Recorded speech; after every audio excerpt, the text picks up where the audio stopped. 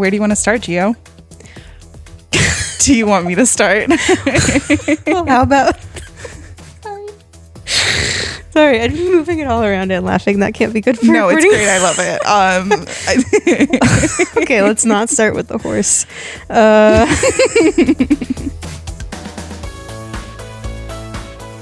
In this week's episode of Good Stick Gossip, we hear how our hosts, Gio and Ray, each found hockey, and listen in as they chat about women's sports in Seattle. We'll also hear from Gio about Kraken off-season updates and moves, and some gossip about where hockey and horses intersect, before Ray declares who has the greatest nose in hockey. And to top it all off, we get into our first interview with Coach Waz. To jump ahead and hear from Coach Waz, check out the show notes for the timestamp. We're happy you're here, and we hope you enjoy the show.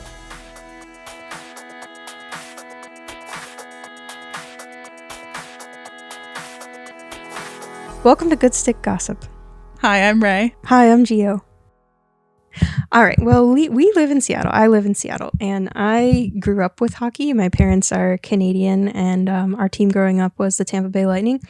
So I'm, very familiar with hockey. I would say that my parents have a hockey shrine in the basement with various hockey collectibles and signed jerseys, and I was used to just going down and hanging out in the hockey shrine. But I myself really got interested in hockey the beginning of last season because I was just in a place in life where I had a lot of time because I left my job. I was temporarily living alone, going through a breakup. I got a back injury, and that's the most significant part, I think, of my journey with hockey is that I no longer had things to get on the calendar. And I just put one of the games on, and then suddenly I just had so many questions, and it just kicked off a research spiral. And I enjoyed having my calendar from the end of 2024 is just mostly Kraken games and physical therapy appointments for my back injury. So what I liked about that is that it gave me something to look forward to, and also to invite my friends over to watch the games with me, which is sort of how this started happening because Ray, pre-existing hockey fan, but specifically the Seattle Thunderbirds. Which is one of the more minor league teams for anyone who's not familiar. Mm-hmm. And I was aware of them, and I only recently started being more into them because of Ray. Yeah. We went to the Pride night, the very first Pride night at the Seattle Thunderbirds. And I took Gio and we went and got sandwiches and we went to Pride night. And it also happened to be on Valentine's Day, which was really funny because we ended up making these little hockey Valentine's Day cards. And then we ran around and gave them out to all the queer people that we could find. It was very sweet. It was so much fun. Do you call them ushers? Yes. I think the ushers really appreciated the cards we gave them. It was really sweet. Mm-hmm. So I think I mentioned that I had a back injury. Yes. So that's the main thing that kept me kind of sitting at home and putting Kraken games on the calendar and waiting to watch them. And I would do a lot of my PT exercises while watching them. And it just made me feel like I was watching with other people, even when I was watching alone, because I'd follow the commentary online as the game went on. And it was just it was a happy bright spot last fall for me amongst a lot of transition. So I owe the Kraken a lot, and that's why I got really attached to those boys and the team in general and everything about it. The Kraken are just so lovable. I think this past season, which, I think maybe fell short of some expectations, but even so, I think the fans remained still really supportive, and it was still fun to watch. The Kraken would be down and just not give up, for the record. So I grew up with hockey. And I always felt like there was a high barrier to entry with appreciating sports because there's so much culture. You got to go years back to about all these names and stats and games and memorable moments. And watching this season, I now know how easy, those sports bros do not study. They just watch and it just sticks in your head. I know so many names of NHL players, and there's so many good moments from the past season with the Kraken and high drama things around the league that I will just stick with you. Mm-hmm. So Sports is just like any other fandom. You just watch long enough and then you're in it. Yeah. I like the way that you've described that because sports also felt a little inaccessible to me, partially because I was just like not interested in watching sports. For me, I grew up like a little bit of like a jock. I played 9 different sports growing up. Hockey was not one of them. But I just had no interest in watching sports. For me, I was very much like, why would I sit and watch a sport when I can just go outside and play that sport? It just didn't make sense. Wow, jock. I know. It was so boring, you know. I was just like, this is boring. Also, the sports that were around me, like I didn't have a family that was into hockey. My dad like loves football. He's someone who like listens to football podcasts and like is like all season long, and you know, he's like really into it. And then he also likes, I mean, golf is like such a boring sport to watch. Wow, football and golf. I know. That's tough. And then occasionally some baseball. And even today, I really hate watching baseball. Like I really love baseball. Oh man, it cannot. If I were to get into another sport, which I don't have time because I'm following the NHL and now the PWHL, so already many hours of my week are dedicated to sports. But if I had time, I would follow baseball, although I hear that being a fan of the Mariners is heartbreaking. Yes. That's all I really know about them. But no, a baseball for me, even when I've like gone to games live, because you like, you know, it's fun to go with friends. But I basically pay attention for all of the like nothing is happening moments, and then I'm like, I'm not going to lose focus. You know, I tell myself, I'm like, keep focusing, like something's going to happen. And then as soon as I lose focus, someone hits the fucking ball. And I'm just like, I missed it again. Oh, and it, like, that is all 9 innings of baseball for me. And I am bored to tears because I haven't watched a game because I keep losing focus. So I don't understand. That's understandable. Yeah. I mean, hockey is the perfect sport for being engaged start to finish. Absolutely. So for me, I got into hockey, again, because I didn't grow up with it. I got into hockey during the 2018 Winter Olympics. Oh. And so that was like the first, it was just like I had... Who won? Was that Team Canada that won? I don't remember. Oh, I don't know. I got into watching the women's play. Okay. And then I was like, I guess I can watch the men's. Yeah, I had sort of just like crash landed at my aunt's house. I had like come back from my backpacking trip and just decided to like move to Washington and been like, Aunt Cindy, can I live here? And so I just like crashed at their house, and they were, you know, the Olympics were on. And so I was like job hunting and I was watching the Olympics, and I was like, wait a minute, this is a sport I can watch. This is so good. It's fast paced. It's like high energy. It just keeps going. Like there's no lull long enough to where I'm like, what else is going on in my life? You know, so that really captivated me. If there are lulls, they're really interesting lulls because it means the refs are deliberating over a call. Exactly. And they're like playing the replays and all this stuff. And so that is kind of where my intro to watching hockey happened. And so that was in 2018. And then I moved to Seattle that spring. And that December is when the Kraken team was announced. And it wasn't like announced as the Kraken. It was just like the NHL expansion like was coming to Seattle, and we were going to get a team. And so it was like in that moment where I had started to make some friends, and I was like getting hockey more into my life. Like my uncle was up here and he had season tickets to the Thunderbirds. And so I was like starting to go to games, and I was realizing how much more fun hockey is to watch in person. For me, like I didn't realize how much of the game is played so much more like in 3-dimension. Like for me, I was like, you know, the puck is on the ice and that's very 2-dimensional, but the amount of times that it's being like chucked up high and people are catching it, it's just so much more 3-dimensional in the way that they use the boards to like chuck it around the rink. And I was just like, as soon as I watched live hockey, I was like, oh, it's this. I'm so excited. It's this. And so I started like getting really excited to like ramp up for the Kraken. And I'll kind of say again, since I accidentally didn't record us, but I was able to catch a game, you know, early on when the team first like became, you know, a team. Me and my buddy Court, we went and saw a game early on, and it was a little bit of like a snooze because like the fan culture just like wasn't there yet. But I was like, I could see the potential. I could see it starting to form, and we made a game later in that first season, and like the fan culture had really built a lot. Great. So it was like really sweet to be a part of that. And you know, for me, like going to the Kraken is like not super accessible in terms of affordability, which is why I do love the minor leagues. Also, that they like let them fight a little bit more. And they're like those boys want to fight so bad. They're teenagers and they're just like going so hard. And so just like it makes it a good game.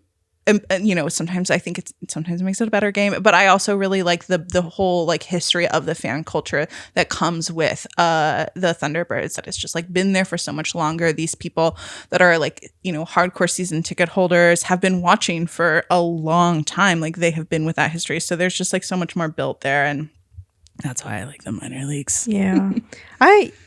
When you took me to 2 Thunderbirds games, it was just so fun. Yeah, it had this sort of like hometown feel to it. Like, yeah, it was really sweet. But when I first saw live hockey, as you were saying, you felt like the sport was played in 3 dimensions.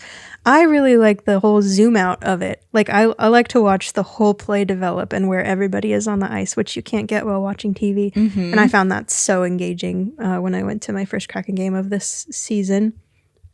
So yeah, pro watching live hockey, which is great because you and me have season tickets for the PWHL team. Our official season ticket holders. So I've never been a season ticket holder of anything.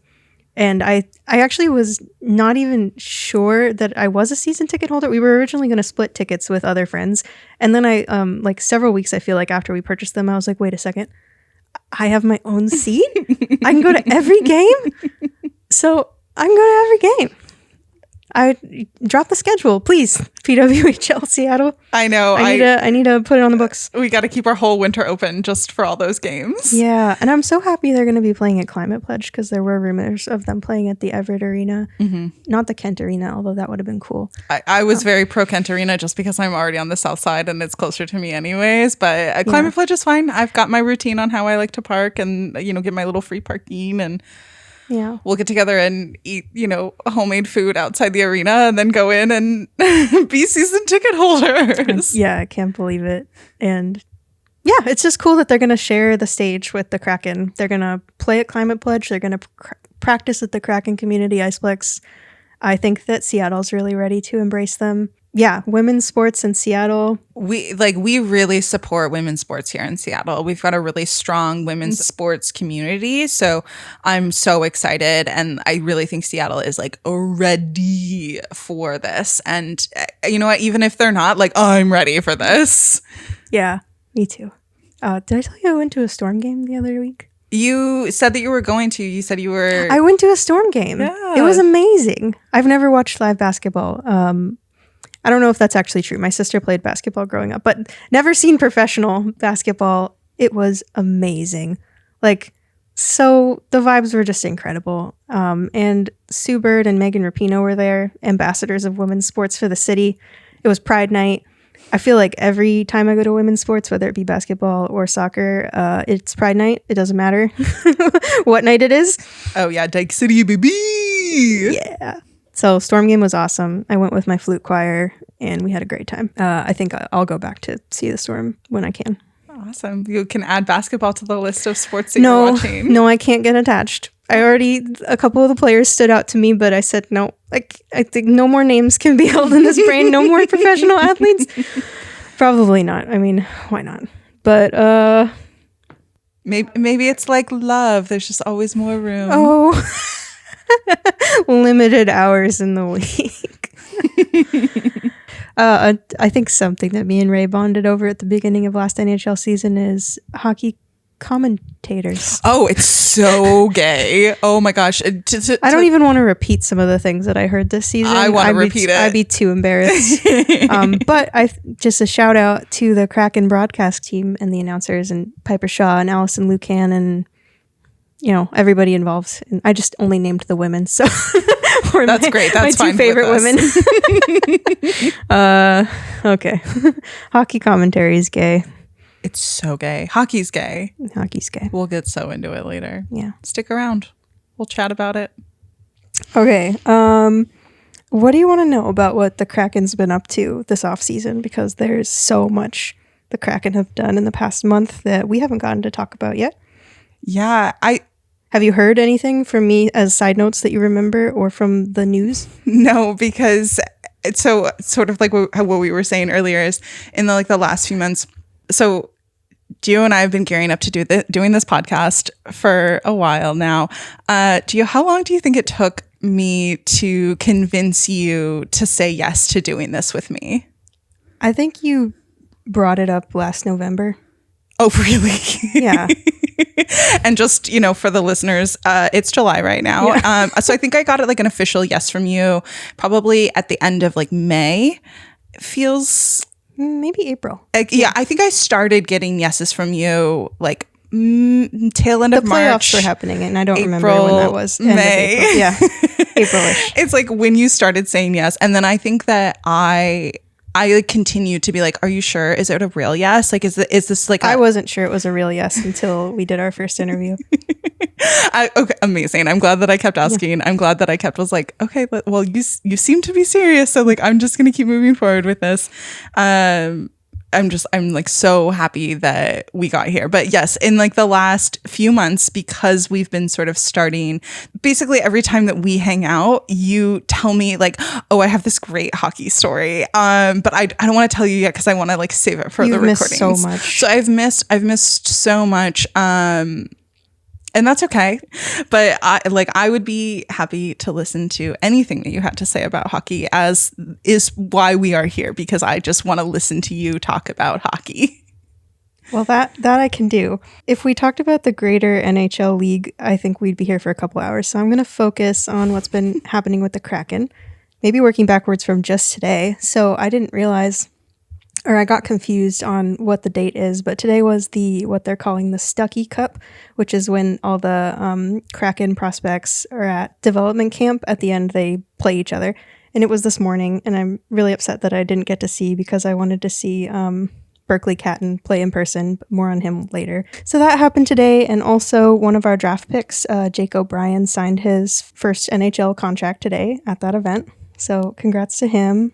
He was one of our draft picks. The draft was, I think, last week. We lost a couple and gained a couple recently. Tell me about it. So that's really cool. The off-season moves that Kraken have made since we were out. I think the last game the Kraken played was early April, which is just excruciating that I don't get them back until September. I just want them back. But okay, so one of the first things they did is we have a new coach. His name is Lane Lambert, and we also have a new GM. No longer Ron Francis. His name is it Jason Botterill? I don't know. Apologies to Mr. Botterill. But he's been making some moves.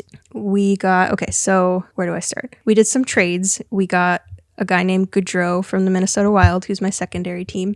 And then we also sent Andrei Burakovsky to the Chicago Blackhawks.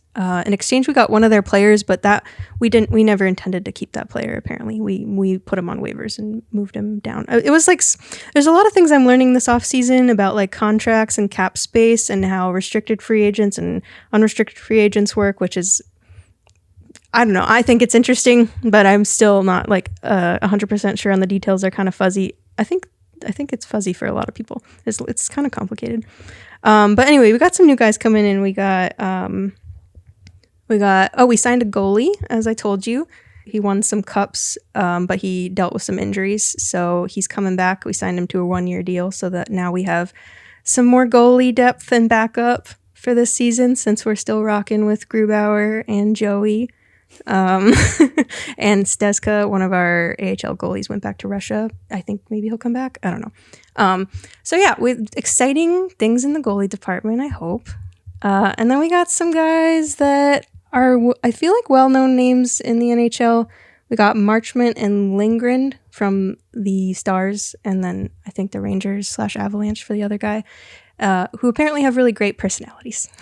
I do not know much about them. But listen, we have a lot of great personalities on the Kraken, and I think that it's nice to know that we're getting some other sweeties, because the fans of those teams have nice things to say about them. So, sorry. I was just going to say that I think we're trending towards wanting to play a bit more physical, gritty hockey, and maybe defensively oriented hockey. Oh my God, we're going to be all tough boys. We're not going to be the soft boys of hockey. We were not the soft boys. We were totally the soft boys of hockey. Everyone wants to be the Panthers now. We're getting gritty.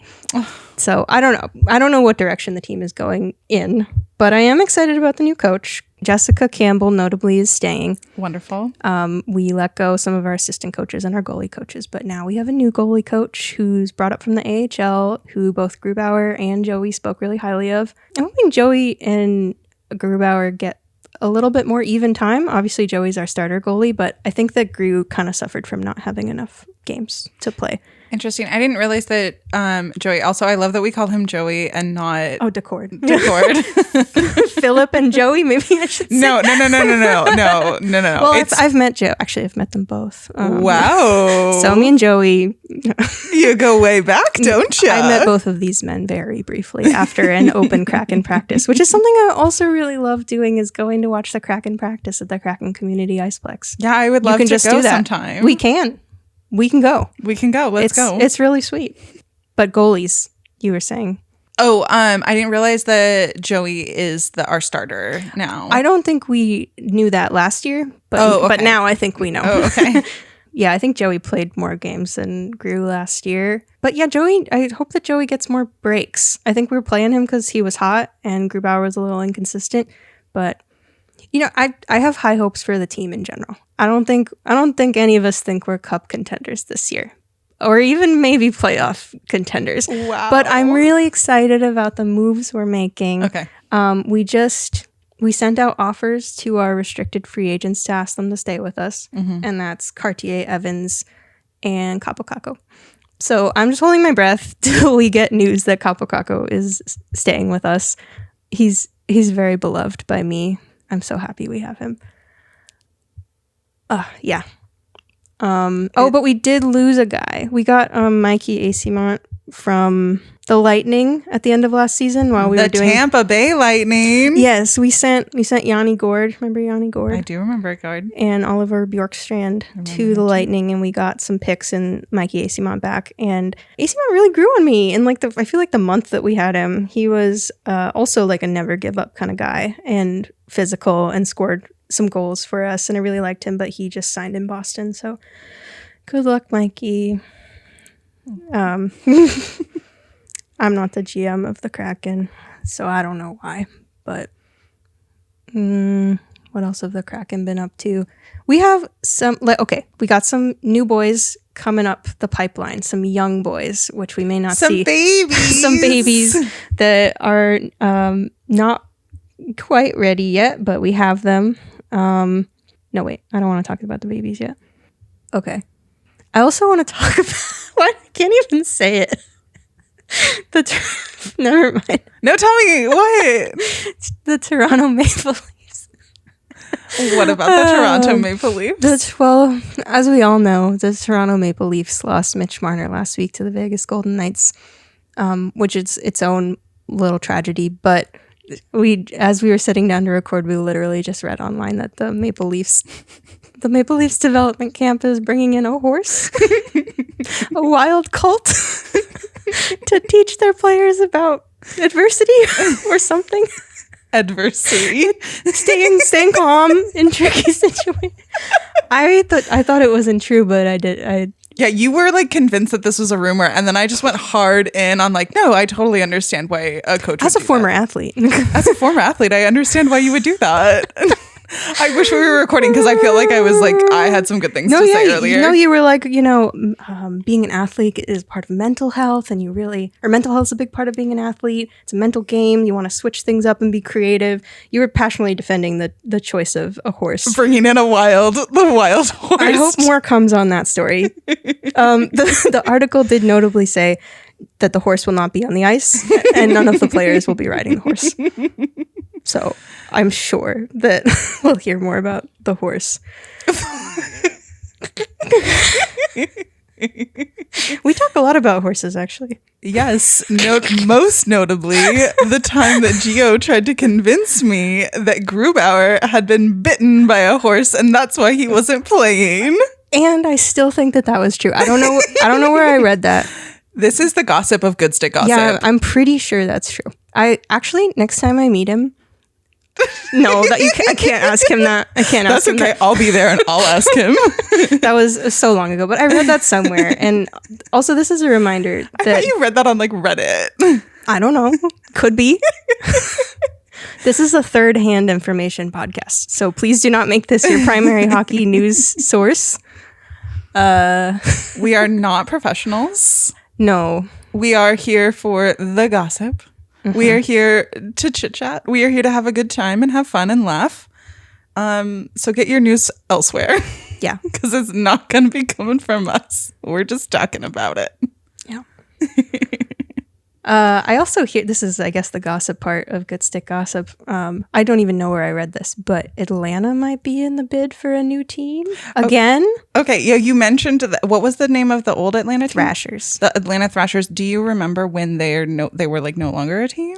Well, they were at least a team in 2004 because, as I told you, I'm playing NHL 2004 for the PlayStation, and Atlanta Thrashers is one of the teams you can beat. So I guess we'll look up that fact later. No, we're not going to. We're not going to look it up. At least 2004. I am committing to not fact checking. Okay. Well, I could tell you about all the NHL stuff, but maybe we'll save that. Actually, off the record. So the Mitch Marner situation. So the Maple Leafs signed him, and then traded him to Vegas. So he's a free agent. He could have, for a reason, he could have just signed with Vegas, I think, to a limited number of years, maybe 7. But there were rumors that one of the teams were going to get in trouble for tampering, which I'm still unclear. But this is talking to a player before free agency and talking deals, I think, throughout the season. Okay. So, and I think it might have also been a gesture of goodwill to Toronto to sign with them and then trade because Toronto got a player back. But it also might have been to skirt some punishments. Interesting. That's true gossip. That is not confirmed. That is some good gossip. We really do want to know what actually. I want to know what was behind the scenes with that deal. But all the best to Mitch and your friend Grant, fan of the Vegas Golden Knights. Any other true gossip? Oh, I have something to tell you. Tell me. Okay, remember Brad Marchand? The best nose in hockey. Of course, I remember Brad Marchand. Well, Panthers legend Brad Marchand, who won a Stanley Cup by himself this year. Just kidding. He decided to stay with the Panthers. There were rumors of him going to the Leafs, which would have been crazy, or going back to Boston, where he was notably the captain and longstanding beloved Bruins player. He wants to keep partying in Florida because I don't think he has stopped celebrating since the Stanley Cup. And so he signed on, I think, for six more years, which takes him well into his, I think, early 40s. Yeah, he's 37 right now, if I remember correctly. So good for him. So he's locked up. And Mitch Marner signed to an 8-year deal. So he's committing to Vegas. He's moving his baby son to Vegas. Wow. I hope he's happy. I guess you can keep Mitch Marner on record. I did say off the record. You did. Only because it's the foggiest thing that I know. But that's maybe the point. Yeah. It's just some vibes. That's the point. We're just vibing on hockey. Yeah. Let's talk about our interview with Deb. Yeah, let's do that. For me, it was so wonderful because so in sort of like this like story of me convincing you to do a hockey podcast, right after I think I probably got like maybe the 5th or the 6th yes from you, I stumbled upon Deb out in the wild shortly after I got you to like really what I felt was like a confident amount of like yeses to this podcast where I felt was like, okay, and so I met Deb and we struck up a conversation about hockey. How did you get on the subject? Were you wearing a shirt or? It has to do with what she does for work. Oh, okay. No, what I mean, well, okay. How did hockey come up? So the way that it came up is like she made a comment about Kent, and I made a comment about how, I loved their hockey team. And she just was like, not enough people talk about hockey. And I'm like, don't you know it, Deb? And then she proceeds to tell me this story that she'll share in our interview. So we'll get to hear about that later. So she shares this story with me and I was like, wow, that's amazing. That's incredible. Whatever. I was so like flabbergasted and blown away. And she was also like helping me with this other thing that the reason why I walked into her workplace. And so I like left, but then I just could not get her out of my brain. I was like, this one is amazing. And I just like, when you meet someone and you can just tell that they have just like a really beautiful heart. Like that's how I felt about Deb. Is that how you also felt about Deb? Yeah. You were so excited. I think you instantly sent me a voice message about Deb. I did. And that made me, I think, finally agree to do this because I like the interview format. We like to hear people's stories. Yeah, it was like, you know, an informal way to get to know someone and like hear about someone's stories in hockey. But yeah, she was such a sweetie. So it was like 2 days later, because I not only was like so flabbergasted to have met her, but I was like, oh my God, I just got you to say yes. Like I have to go back and ask her to be on our podcast. It was so crazy. And so I went back and I was literally shaking. Like I had never asked someone to be on a podcast before. And I was just like, hello, stranger. Remember me from 2 days ago? We talked about hockey. Do you want to talk more hockey with me? And she was so kind and gracious. Like she literally said yes without having any information. She still does not know what the name of our podcast is. She's going to find out. Wow, that's so much trust to sit down with some strangers and share a lot of personal stories, and then it's just going to be on the internet. It is. Yeah. So she really blew my mind. So we ended up recording with Deb for about an hour. I had such a hard time like cutting this down. I really didn't want to take anything out. Like everything she said was just so worth sharing. I really, really appreciated everything she had to say about every subject that we ended up talking about. So I tried really hard to keep like true to the overall conversation we had. You may notice some of the edits and cuts, but I hope I did a good enough job that it won't like be distracting from the overall conversation that we had. So without further ado, here is our interview with Coach Waz. Thank you for being our first guest, Deb. Not a problem. Kind of thrilled and scared at the same time. So are we. When you were coaching, what did your team call you? Did they call you Coach Deb? Coach Waz. Coach Waz. I love that.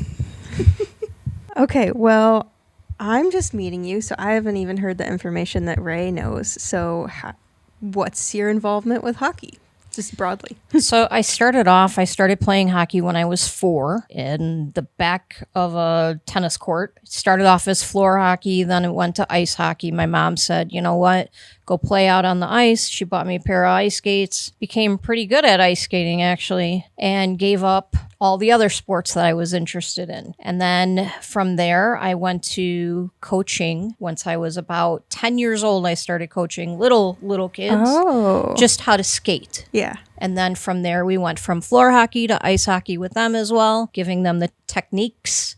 From there, I went to coaching in high school. And then from there, I went to coaching to a really great guy, which I can't mention his name. He came up to me. He works for a professional team and came up to me and just asked, will you coach my kids? I thought he really meant his kids. Oh, he meant his players. All of the little players that were in this, like, kind of like a youth hockey league. There were lots of kids. I'm like, I need help. There's like 300 kids to one person you're asking. Oh. I'm like, we need a lot of help.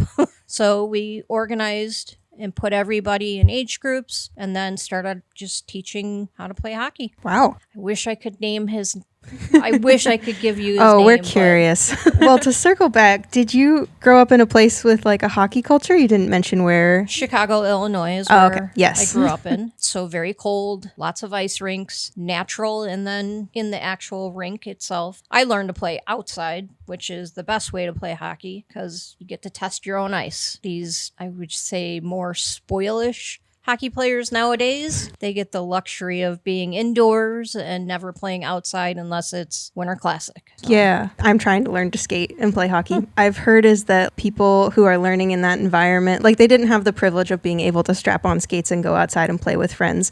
Don't build that sense early of, like they'll get all of the like stick handling and go, but not have that sense of just be like that freedom of learning how to play with others. Like, would you say that that's a benefit to growing up in a place where there's like ice and like a real hockey culture? Definitely a benefit. If you have more kids to play with, I'm not saying that the kids that we grew up with were privileged, because we all had old skates until your parents literally tested you and said, you're ready for a real pair of skates. And they start you off in ice figure skating skates, not even like hockey skates. So I learned, definitely don't toe pick because you're going flying. The hockey players don't know how to stop. I mean, the boards are their stopping grounds. Like, literally no hockey player really knows how to stop. If you watch any of the hockey games, you just watch them. They just literally go right into the boards. And you'll always know a defenseman between a offense, because offense doesn't really know how to skate backwards very well, and defense does. Do you think that skating skills are the most important? Yes. Yeah. Depends on your position you want to play. Mm-hmm. Yeah. To be a good offense player, you should learn how to skate both ways. But, some people just never learn, and they make it just fine. One question that popped in my head as you were talking, you said you zeroed in on hockey. Were you sort of just like naturally driven to be athletic? And what were some of the other things you were interested in when you were younger? Yeah, my dad wanted another boy and said, go play with your brother every day. So that's what I did. So I naturally played basketball before I did anything. And at 4 years old, you can't. Yeah. I mean, what can you reach? But I did have a scholarship to play basketball. I did not do it, though. Oh, like at what level of scholarship? Like to? I was going to go to DePaul University. Oh. So I decided not to and stuck with the hockey. Mm-hmm. And ticked off my parents, but Yeah. that's all right. Well, sounds like your heart was in hockey. My heart is still in hockey, yeah. I mean, there's no better sport. I would agree. I love sports. I will watch any sport, but hockey is it. It has literally taken over my entire life. So I get it.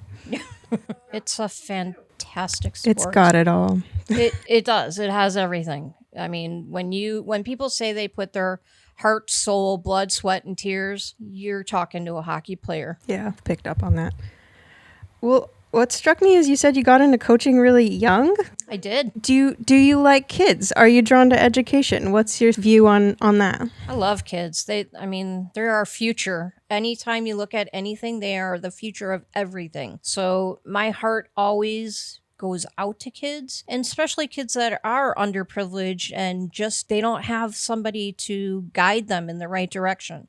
And it doesn't have to be about hockey. It could be about anything. I have 3 children of my own. I have 4 grandchildren. Oh, wonderful. So I absolutely love, any child that comes up to me, they have a warm place in my heart. Doesn't matter wrong or right of what they've done in their life. Children sometimes just don't know any better. They just need a good leader. And yeah, so being 10 years old to try and guide another child into the right direction, it's a big responsibility. I mean, at 10, you don't really think of it like I'm really guiding you. I'm playing with you is what it seemed like. And then as I got a little older, it was like, this could be part of my calling. I should have gotten into early child development. But yeah. I felt like this was still my path. Being 54, I still think it's my path. Somehow, kids will still always be part of my life. I feel the same way about kids. That's awesome. Like just that natural affection and interest in their experience and perspective.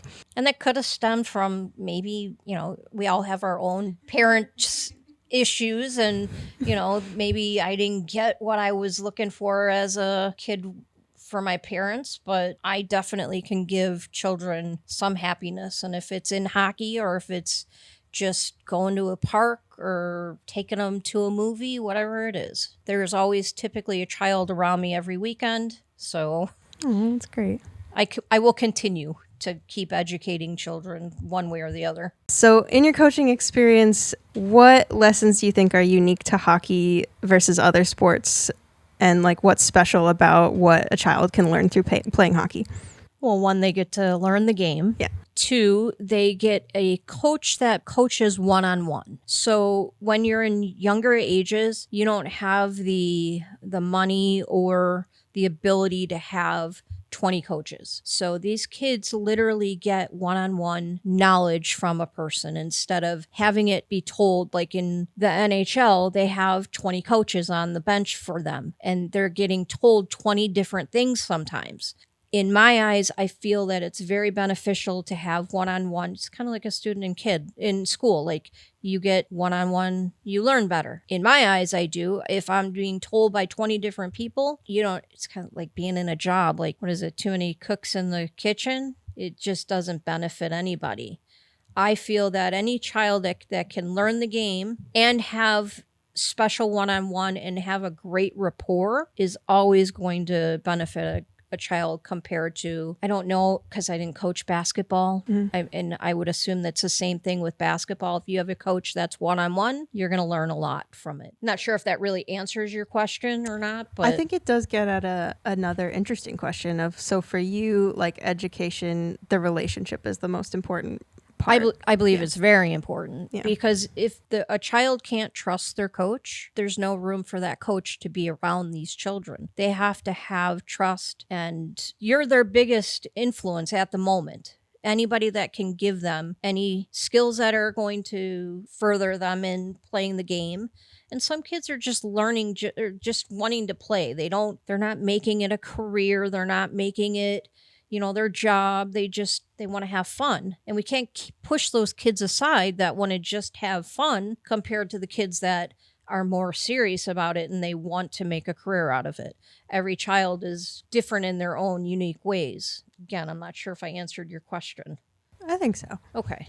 So to get back to when you got plucked out of nowhere to basically set up a league of 300 some children, what do you think was observed about your coaching that made you a good candidate for that job? Like, I know that might be a hard question to answer, but what do you think was it about your approach? I think it came down to, again, just working with kids one-on-one. I would always take extra time after that coaching or game was over. If they wanted to work a little harder on something, I'd stay a little longer, work with them even further, doing whatever they need to in their mindset feel comfortable with. Yeah, I mean, I think it all really does come down to being like with them. I thought it was they saw me being present in these children's lives on the rink and off the rink. Mm-hmm. So as they got older, they were always able, kids didn't have phones back then. So as they got older, kids were always able to come, knock on my door, call me, whatever it was. And you need to go to the ice? We're going to the ice. Let's go. And they knew that I loved it just as much as they did. Yeah. I got as big of a smile as a kid can get on their face. I was doing the same thing. Yeah. So what did you learn on the job as you were basically organizing a league? Like what were the challenges logistically? Like how did that all play out for you? I didn't know how to create jobs for people. And I was young myself, so I leaned on a lot of people. I just ex-coworkers that I had in other jobs that were not hockey related. Like, what can I do to make the best league that I possibly can? How do I do this with such big ranges of ages? Because it goes from 4 to 18. I don't want a 4-year-old with an 18-year-old. We have to make sure that every one of them is protected. And that was the other thing, how much of that is on me? Like, how much do I have to protect them? Am I putting a 4-year-old out there with a 6-year-old that might be huge and this 4-year-old is barely 20 pounds? Am I making a huge mistake? But I also have to think of it is a game at the same time. For kids, there are a lot of less rules that, just as regular hockey is changing every day, for the little kids, it's changing, to protect them more. Yeah. So I learned so much trying to do this. I learned financials. I learned how much it cost for one session just of hockey, which is ridiculously priced. 25 years ago, for one session of private hockey, $400. Whoa. Then I times that by 326. It's a lot of money that a league is making. How much is that giving back to the kids? What are they doing to give back? How much do I have to give back? There were so many questions I had that I didn't get answered probably for the first 5 years. Yeah. How long did you do this? About 22 years. Wow. Okay. I wasn't aware of the scope of that. That's crazy. So each year I either loved it or wanted to go up to a higher like age. Yeah. So even though I love little kids, I wanted to see if I could give the same type of education to an 18-year-old. Would they respond to me the same way that a 6-year-old would respond? And can I make a co-ed? Because in the beginning it was all boys. Like, Yeah, I had girls questions were about not that. playing. Yeah. They could play hockey, but none of the girls would get on the ice. They were all, when you saw the girls is when they had their figure skates on, and that was after hockey, and they would come out and start skating around. So then 10 years down the line, I tried to introduce, like, why can't we have a co-ed? Why does it have to only be boys? There's, such as myself, as you have a woman coach trying to teach you, why can't I teach the women? Did you have other women coaches? Did you employ other women coaches? Yeah. I mean, because I just thought, one, I had a great rapport with them and they knew how to play hockey. So I wasn't going to discriminate. Yeah. Were you able to get like co-ed teams? Yes. Like how did that go? It was about 10 years after I actually started with that league, and just noticed that more girls came up and asked, why can't I play on the team? You can. By all means, you can. And so we just pitched it in a way that they kind of look at it like money in their eyes. Like, yeah, why not? you're getting the same amount of money. So we cannot discriminate against girls that want to play this sport. They want to pay you the same money that the next kid wants to pay you. Let them. And so we opened up. It wasn't as successful until like 3 years after, once we really got enough of the girls. But because when you only have like 30 of them, you have to have a couple lines for the kids. Like, you're taking up that's 2 teams. Yeah. So they literally played against each other for like a couple years. And then they would ask, can we play against the guys? Yep. We're going to start making it completely co-ed. You will play with the guys as well. Cool. So at the end of that career, it was both, which was kind of cool. That is cool. Yeah. So when you're talking about going from 4 years old to 18 years old, what are like the things that a young hockey player in development works on at different stages? Like, what's the evolution in education as a hockey player? So they have to be comfortable on skates, and that takes a long time. As a 4-year-old, that takes a couple years. There are some very natural skaters that can put on a pair of skates and just go. But they have to learn how to shift their weight. They have to learn how to share. That's the biggest thing with any sport with a young kid. They don't know how to share. So they all want to score. They all want to be the hero of that team. And they have to learn how to play together. Probably by the time they were 6 or 7, they got the grasp of, they knew how to share. They knew how to skate better. Different roles. Right. I mean, they still didn't know how to stop. Which is a hard thing to teach somebody when you can't do it very well yourself. Sorry, just smash into the board. That's all I could tell them. Don't go head first, but ooh, you can use it. And they have to learn how to puck handle. They have to learn, it's very similar to soccer, where you have to learn how to like dribble the ball, and just getting all of the techniques of A to Z from hockey. And there are so many different techniques. Kids coming in hurt, wanting to play still, and telling them, no, I'm sorry, you can't play. Your wrist is, you can't bend your wrist. How are you going to have a glove on? And, that's the most important part of a hockey player, is their wrist. Without it, you're no good. And you would have these kids crying and saying, no, I can do it. I'll tape my arm, or I'll do this, I'll do that. I'll have my mom sign a waiver, and I can't take that liability. You're not going to be any good for this team down the line if you are hurt right now. And they kind of taught themselves a lot of things. They would look at this player or that player. He's doing it better than me. They're doing it better than me. I'm going to pair up with this person instead of the typical person I do my drills with that isn't helping me. And I honestly, by the time they're like 7, they have hockey down pat. It's just now getting faster and trusting your teams. Your teammates, if you can't trust them like you can't trust your coach, again, we can't have one-man teams. Do you think you maybe inadvertently taught leadership as well to children? Some of them. Some. A lot of them didn't want to take leadership roles. They all wanted it to the next person, or you're the coach, you be the leader. And then until they got older, once they got into like their teens, then they wanted that leadership. because they knew if you could be a leader and you could lead a team, say, I'm not there today, and I could still have a practice, and I can trust this, let's just say, student hockey player to lead that team, and he knows he can do it, goes a million miles away. Like, they take that to school, they take it into their homes, confidence. It's huge. Yeah. And that starts building as they get older and older. When they're younger, they don't typically have that full confidence of doing anything yet. With how intensive a sport hockey is, it seems like it would lead to confident kids off the ice. Not always. Not always. No.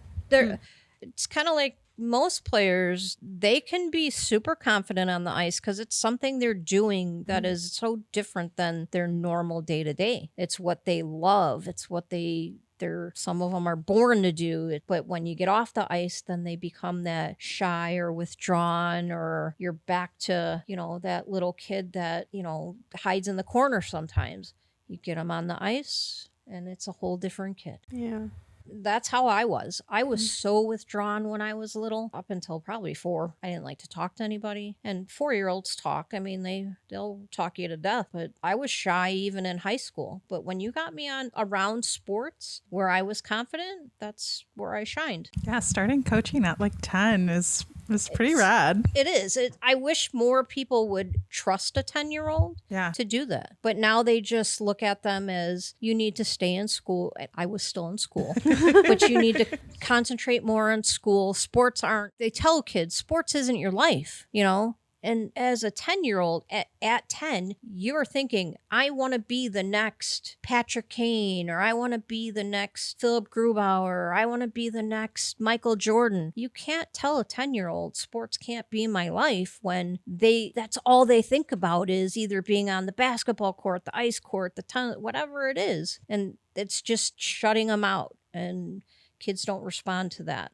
Not well. Yeah, not taking passion seriously. Right. Yeah. That's where it comes to where kids get depressed and why can't I talk about my love? Why can't I be trusted enough to do something? Yeah. You trust me enough to go to school, so why can't I be trusted enough to coach my next door neighbor or whatever it is? Besides that passion that you're talking about, as you were coaching 4 through 18, when did you notice standout players? What drives a player to become elite or go on and make it a career? A lot of your goal scorers are standout players, but you have to look at the rest of the team. Without somebody setting them up to make a goal, they're not a goal scorer unless they're just doing it on their own. When they start being the same person on the ice and off the ice is when they start standing out in my eyes, when I can trust them to, hey, you need to do an extra hour of sprints, whatever it is. And to literally, I could leave the ice and they're still there an hour, 2 hours, 3 hours later. Those are the people that stand out, that have that initiative, that they want to make it a career. A lot of kids don't want to, like I said, they just want to have fun. Once they get past high school, the odds of getting into play hockey at the next level is very slim, and depending on your position. So as a goalie, most colleges only take 3 of them. And then from those 3,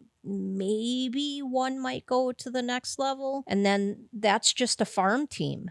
And they might play on that team for 10, 15 years. But that sticks out in my head because they're still sticking with it and they are still wanting their chance. And I give anybody that wants to just have that grit to just keep plugging at it all the respect in the world. To just, how many players are on a hockey team? How many teams? 32 teams? Yeah. For the NHL. And out of that, think of how many states and how many overseas players we have. And there's not a whole lot of room. There's not that many players. Just to stand out on the ice, and they'll tell you, I want to lead too. The leaders, really, really serious, they will tell you, I want to be a leader. And if you have to, prove it to me. And then you just go down the line of what you want proven to you to be that leader. But I see it, most goal scorers become leaders because I think that's just who they're idolizing, in the game. And most of their idolizing, as a fan, they're idolizing all score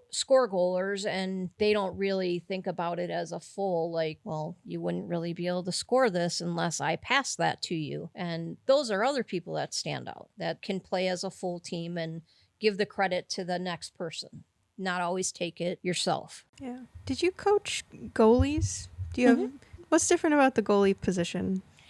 Everything. Like mentally, and I mean it's so different, but like what's it like coaching a goalie? It's such a, singular position. It is, but it's a hard position. You have to have all of that equipment on and sometimes never have a shot even taken at you. There are so many games that somebody might only have 10 shots taken, but you have to stand. They're not moving. If the game is all at the other side of the ice, they are just literally standing in that crease of the blue paint. A mental game at that point. It is 90% mental with them. Yeah. And the minute that they get shooken, you can tell good goalies and you can tell goalies that still need to work on that mentalness. Like, you don't have to beat yourself up because one goal went past you, but you will see a goalie breathing in and out when they know that shouldn't have happened. Like, we all call them soft goals, where we want to just kick ourselves right in the keister. And I played goalie for a long time. I was about to ask what position you played. And I played with just like a regular baseball mitt back in the day, and like a Freddy Krueger type mask. Or was that Jason? I'm sorry, not the point. Jason. Jason. I got really into horror films last year. Like, we didn't even have like the full masks, and because they didn't play with them back then. They didn't the goalie did, but they didn't have the equipment they do now. And you have to be in good shape and limber and the most flexible. I'm short. I was the worst goalie in the world. Like, I don't cover enough of the goalie net. I mean, these goalies are like 6'6", and they broad. Yeah, like at most I'm 5'4", and that's with shoes on. So I was a horrible goalie, but they have to be tough. That's probably one of the toughest positions. I've never played on a hockey team. I'm wondering, what's the dynamic between the players and the goalie? Like, do players support a goalie after like a performance they... Absolutely. Yeah. So after every game, win or lose, they all congratulate that goalie. 9 out of 10 times they'll either pat him on the shoulder or hit him with their helmet. Yeah, because I've noticed that. I'm just wondering it when behind the scenes in the locker room if the goalie is like a supported, protected player. Absolutely. And the ones that support them the most are defense players. Yeah. Because they're the ones that are protecting that goalie for the most part. But yeah, they get a lot of respect. That's why a lot of goalies are captains as well. Not only are your centers captain, but now they're making like every position captain, but they will be the backup captain to the team 90% of the time. Interesting. Yep. Yeah. How does hockey fit into your life now? Right now, I'm just a fan. Just a fan? I am a fan. Where are you watching hockey?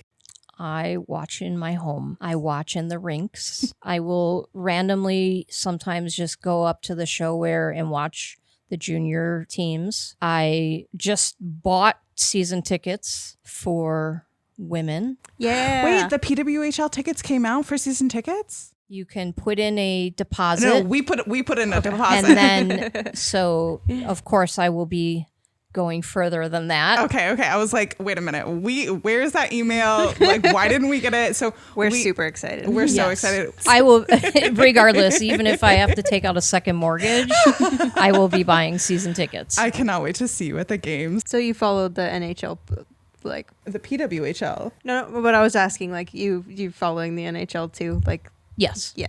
Do you like the Kraken or? I love the Kraken. Me too. So I love the Kraken. Being a Chicago, I just moved here 4 years ago. Oh, so from Chicago? From Chicago. And so I spent 50 years in Chicago. And then when I came here, that was their first year for the expansion draft. And I didn't know how I was going to feel, but I kind of knew because I love hockey. It didn't really matter. It only matters on the days that they play Chicago. And then those days when Chicago is here, I will wear a Kraken jersey, a Blackhawks hat, And I support both teams, and it's a win-win for me. Deep down, I will root for whichever team is doing better in the standings at that time for Chicago or Kraken. But I watch every Kraken game. I watch every Blackhawks game, sometimes twice. Do you have any favorite Kraken players? Favorite? Let's see. I don't know if I have a favorite. I think they play really well all together. I was a little upset when Tanev got traded, even though he's a little crazy. But that's what they needed. I don't know if I have a favorite.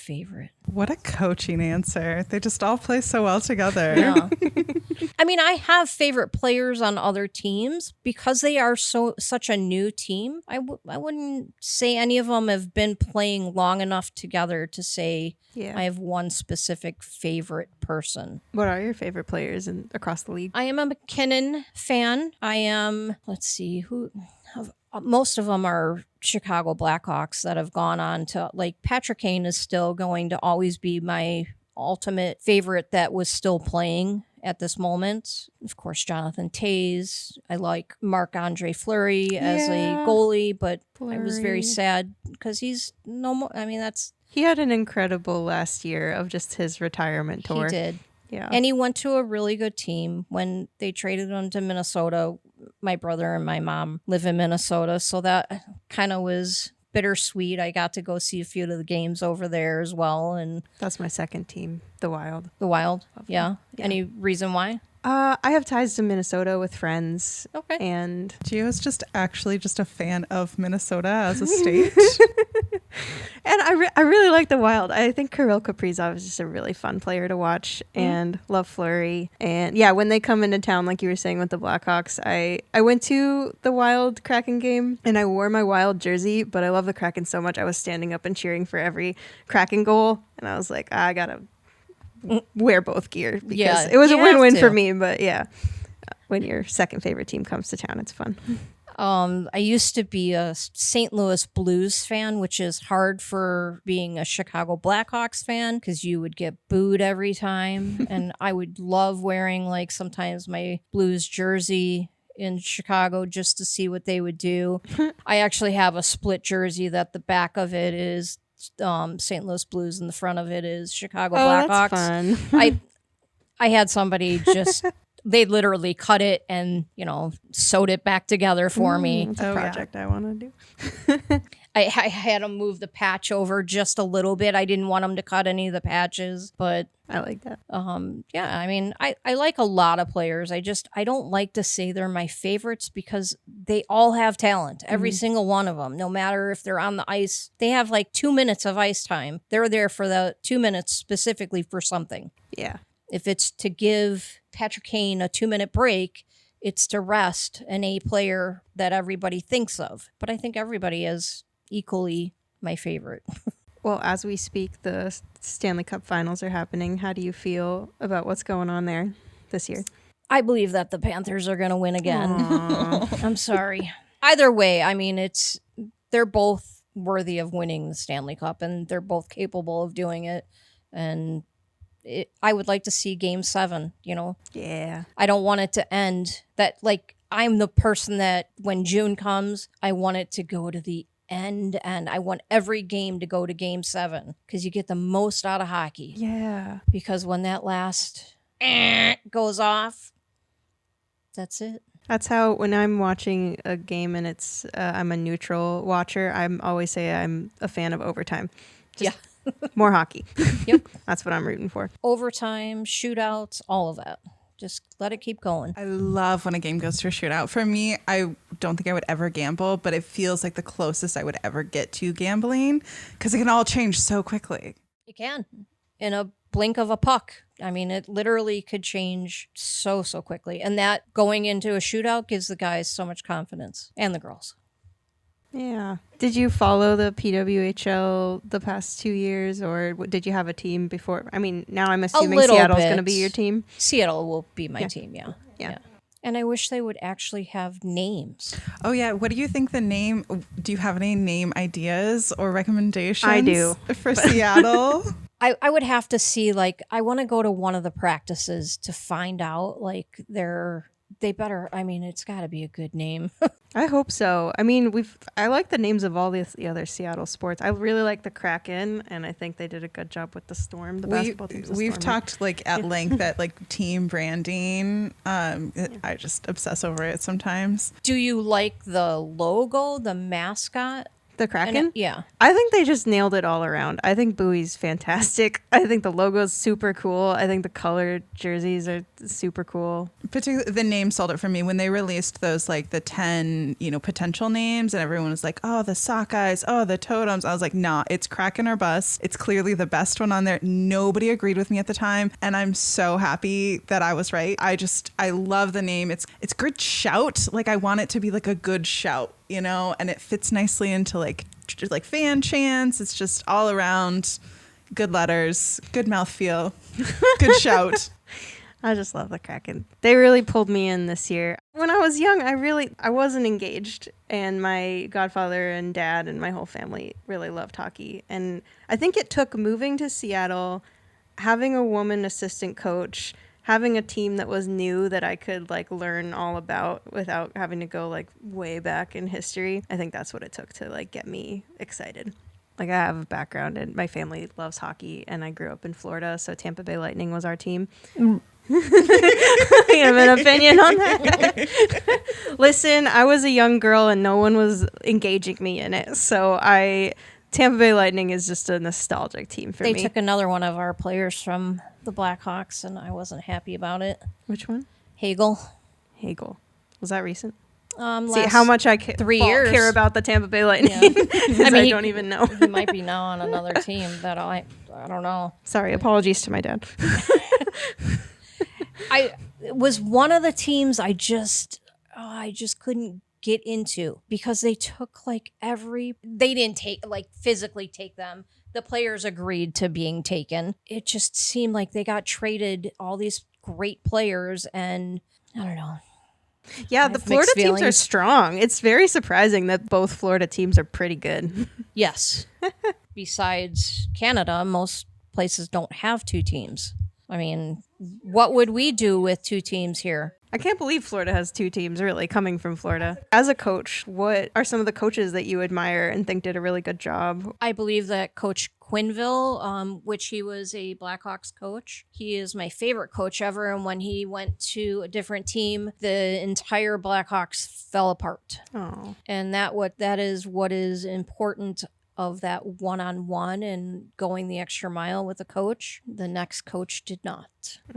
And so they lasted a season, and then the next coach lasted a season until we're now 10 seasons away. And I mean, he got them to 3 Stanley Cups within 6 years, which is, I mean, I'm not a betting person, but if I were to play the lottery and stuff, I would have bet on him another year if he was there. I think that coaches get a bad rap because we can only give the knowledge. The players have to accept it and go with it and run with it. And if they're not willing to do that, then it makes the coaches look bad. Some coaches just have this free willy, just do what you want to do what you're getting paid for type of, mentality. And then those are those coaches that will wake up at 4 a.m. and say, meet me on the ice and we'll practice what went wrong. And that's where I think every coach will flourish when they have those types of mentality with their players. I'm not going to go into this coach is bad, that coach is bad, because it could bite me in the butt down the end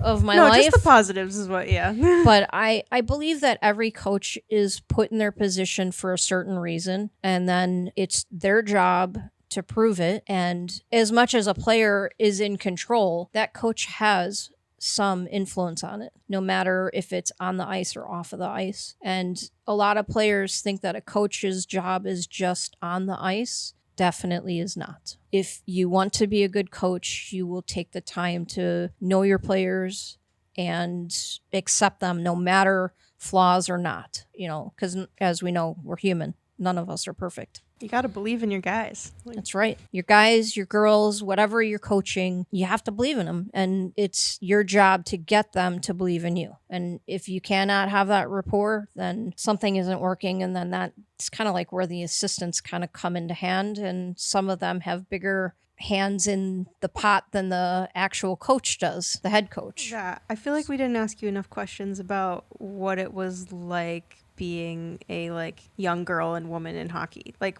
how did that affect your experience?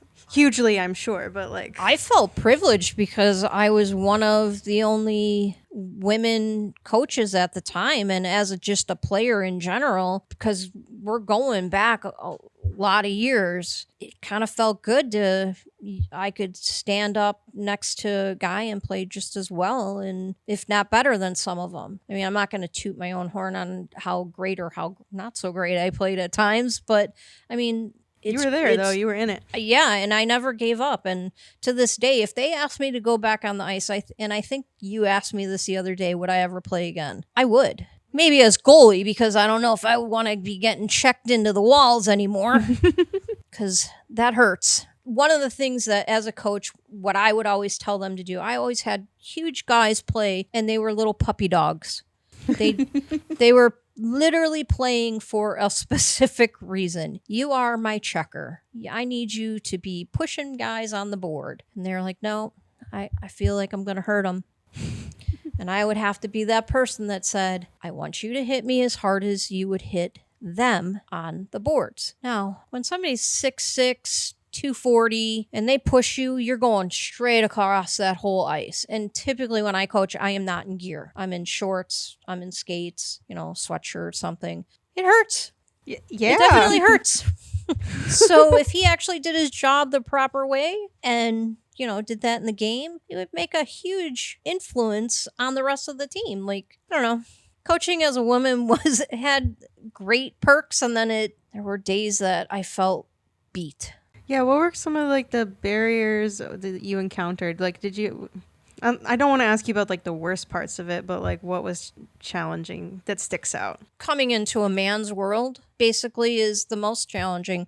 Not being respected. You have to earn it for somebody to look at you the same way that they would look at the next guy coach coming through. You have to do twice as much. And those were the hard things. The great things were the reward at the end, We didn't have to be in first place. We didn't have to be in second place. As long as they had a great time. There are a couple of the players that I have coached that are in the NHL. Aww. And then are on farm teams. And it's exciting to see some of these kids actually play in the NHL. Yeah, of course. I off record can give you names. Oh, we'll be asking. On record, 100%. Not so much. I feel like I could just sit here and talk hockey with you all night. I have so many more questions. Okay. Well, let me think if I have a couple. I also just want to chat with you when these microphones turn off also. That's perfect. I got lots of questions. Sure. Coach Waz? Yes. If there are people out there in the world that would like to connect with you and follow you on maybe a social media platform? Because I am old, I am not a social media person. I didn't get that vibe. I didn't either. They'll just have to see you at PWHL games. All right. I'll even have a jersey that will say Coach Waz. Oh, I like that. Yes. Might not be a Seattle one, but it will be a jersey that says Coach Waz. Oh, how many jerseys do you have right now? 321. Wow. Where do you store them all? In a safety deposit box and in my mom's room. And I have like maybe 5 here. What's your coolest one? Is it the one in the safety deposit box? Well, there's several in there. One of my favorite ones actually is the Chicago and St. Louis Blues split unique. one. I have one from here. It was my first jersey here, but I didn't even put a name on it because I didn't know at the time. Maybe I'll put that one as a Coach Waz. Yeah, my Kraken jersey's blank still. I'm still thinking about it. Yeah, I also got into hockey jerseys. I've been getting them off eBay and then like cleaning them with OxyClean. And I have a Red Wings, Lightning, Wild, and Kraken. Nice. Do you have names on them? No, they're all blank. I think okay. I would put Kaprizov on the Wild, and then I'm still deciding about the Kraken. I've got a lot of favorites. I can't. All right. I think we're good. I want to ask questions now. Okay. Thank you so much for coming by and taking the time to talk to us. This has been amazing. What a joy. Yeah. It's been my pleasure. Thank you for having me. Anytime. Well, We'll be asking you Yeah, back, especially through this first year of Seattle having a PWHL team. I'm gonna want your reflections and thoughts. Absolutely. Maybe we could live watch a game. Yeah. Oh, I would love to do that. Yeah. All right. So after we stopped recording with Deb, because we recorded for like an hour, we talked for like another hour at least. We sat and chatted with Deb for so long.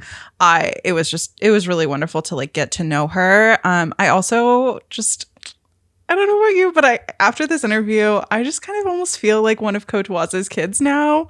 Yeah. Yeah. I think she was very kind to us, and in fact, might teach me to skate. Yes. So I feel very lucky to have met her, and maybe we'll get on the ice next week. So this podcast started because I found news from the NHL to be extremely juicy and compelling, and the narratives throughout the season to be something that I wanted to share with my friends, almost like gossip. And Ray found that pretty interesting and egged me on. And so I just wouldn't shut up about it. So I think Ray's always wanted a podcast in some capacity. And I want to talk about hockey anyways. So we got the microphones out and here we are. Yeah. I think that's really what happened. So you just encouraged me to just keep talking. Yes. Yeah.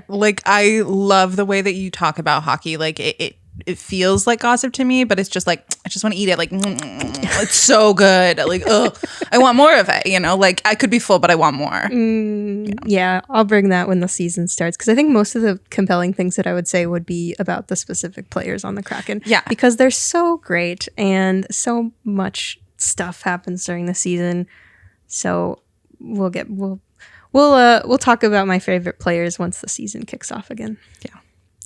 And then like another thing too about what like really intrigued me about doing this podcast too is that I love hearing other people's stories. So when we like dove into this idea of talking about hockey and recording it for other people to listen, I also wanted to have interviews with the sort of like everyday kind of people, particularly women, queer, trans, and non-binary people who have experiences like in and around the sport, you know, from like coaches, players, and officials to even production crew or other team support roles, and you know, maybe even like a fan or two. Just everyone around hockey has a story, and I want to hear it. Yeah, the game captured everyone for a reason, and I think everyone who loves hockey has a personal relationship to it and like a valuable story to share. So yeah, I think we already have a list of people we're hoping to get on the podcast. So look forward to that, to more interviews with great people. Yeah. And if you know somebody, or if you are somebody that has a hockey story, I don't know, maybe reach out to us at goodstickgossippodcast@gmail.com. We have an email address? We have an email address. Maybe I would have known that because I think you shared emails with me. I did. I haven't opened it yet. That's okay. I didn't need you to. Well, hell yeah. We have an email address. No hate mail. Yeah. I'm also learning to play hockey, guys. So follow me on my journey of learning to skate and maybe learning to play hockey. Thanks, Gio. So I also want to give a few shout outs because no good thing is done alone. So I want to say a huge thank you again to Coach Waz for coming to chat with us without any hesitation. I also want to say thank you to my friend Nathan over at Podcast or PhD for loaning us the equipment to record. I'd like to thank Ian over at Bearded Audio for teaching me how to edit so I could splice this all together. I'd like to thank JoJo Nieves, aka El Paca, that's EL space PACA, for creating all of the music you hear in this episode. If you'd like to check out his other original creations, you can find him on Spotify and YouTube. I also want to thank all of our friends, family, hi Dad, and maybe even a stranger or two for listening to the very first episode of Good Stick Gossip. If you were a stranger, I hope you come back next time as a friend. And if you enjoyed this, we hope you'll follow along and come back for another one. And very lastly, I want to thank you, Gio. Oh, I just I'm really excited to be on this journey with you, and so Thanks, grateful to have Ray. this podcast and project to do with you. thanks for having the idea and the technical skills and the emotional support. I'm having a good time too. Wonderful. I look forward to it. Yay. That's a wrap.